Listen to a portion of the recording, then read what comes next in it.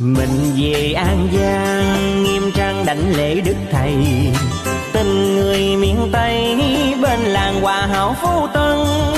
Đạo pháp quê hương thầy thương khắp muôn trùng, đạo thầy dùng An Giang Hòa Hảo soi đường. Rộn ràng An Giang niềm tình luôn đến bên thầy, ngày thầy khai môn tín đồ Hòa Hảo tình yêu. Nguyện hành khai tâm tập tu theo tuân chỉ, mãi luôn trong đời giáo huấn thầy trao. Khi trời đông đã bao năm rồi, dặn bóng Đức Quỳnh còn mãi nhớ lời khuyên. Đông về làng quê trăm người nương tâm tương, ai cũng luôn thầm kính lễ tâm linh.